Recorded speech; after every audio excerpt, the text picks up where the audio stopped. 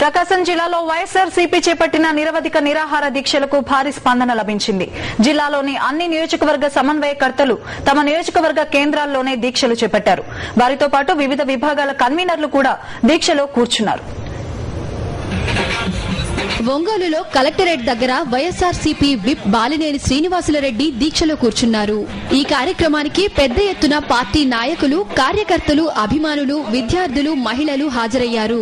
రాష్ట్రంలో ఇంత జరుగుతున్నా చంద్రబాబు తన ద్వంద్వ వైఖరితో ప్రజలను ఇంకా మభ్యపెట్టే ప్రయత్నం చేస్తున్నారని ఈ సందర్భంగా బాలినేని ధ్వజమెత్తారు. మొదటి నుంచి కూడా వైఎస్ఆర్ కాంగ్రెస్ పార్టీ ఈ రాష్ట్రం సమైక్యంగా ఉండాలని కోరుకుంటా ఉన్నాం. ఆ రోజు ప్లీనరీలో మా నాయకుడు జగన్మోహన్ రెడ్డి గారు ఆయన చెప్పింది, ఒకవేళ ఈ రాష్ట్రం విడదీయాల్సి వస్తే ఎవ్వరు కూడా ఇబ్బంది లేకుండా చేయాల్సిన అవసరం ఉంది కేంద్రానికి అని చెప్పారు. సమన్యాయం పాటించాలని చెప్పారు. కానీ కేంద్రం కేవలం వాళ్ళ రాజకీయ ప్రయోజనాల కోసమే ఈ రాష్ట్రాన్ని విడదీశారు.